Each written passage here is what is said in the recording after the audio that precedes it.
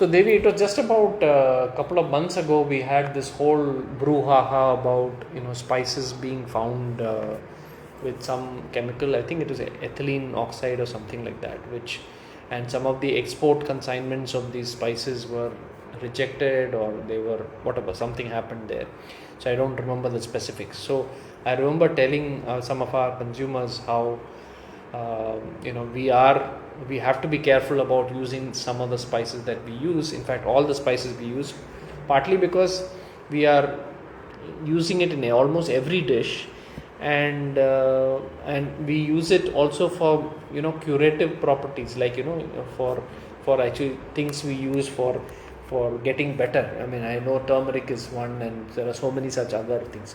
So it's always better to use organic spices, is what we were saying. You want to add there anything?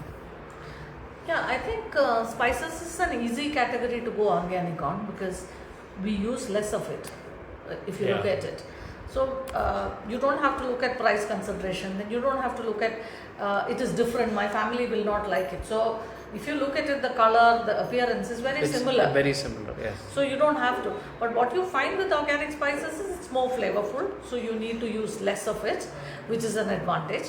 And second thing is, we also feel that if we use whole spices, it doesn't matter. So there are a lot of people who say that we make all our spice powders at home, so it is as pure as it gets. But the point is, the contamination of spices doesn't happen only at the powder stage. It is more at the powder stage, definitely, because a lot of additives can be added. It is also how the spices are grown. So if you have to look at how they are grown. So when it's a category where we use so less of it, why not go organic? Why do we have to only limit ourselves to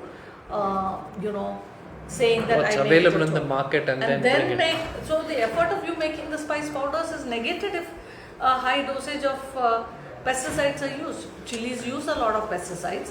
Jeera, the cumin also uses, all of them have pesticide use in them. So the whole purpose is defeated of taking the effort of making delicious spice powders at home. So why not buy the base ingredient? And one of the things we have to remember is, if we have to have organic spices or organic anything for our children, we have to support organic farmers. I mean, we are constantly looking at finding shortcuts. Okay, I wash my spices, I put my vegetables in vinegar. Are we? Yeah, but that's true for all products. So yes. More specifically on the spices thing, what I wanted to also mention here is that the amount of jeera water that we drink in a day, right? So for those of you who don't know what jeera water is, it's about, we take a pot of water and boil it, and when it is about to boil, we add a teaspoon or half a teaspoon of jeera or cumin, and the flavor of the water is there, and also the color changes to a light yellow color. So, and that's what we drink, what I think Devi and I drink almost every day, all through the day. So imagine if this jeera is laced with contaminants, right? So, and we would drink this every day. Now, this is not just about jeera. The turmeric we use. And jeera is a digestive. I don't know whether that is the reason that we don't have bloating and. Yeah, so it could also be, the things like fennel seeds is another thing that we use. And most of those things have to be, even when we are doing some of these special dishes like, which uses cardamom, that green cardamom is notorious for being, for the chemical contamination.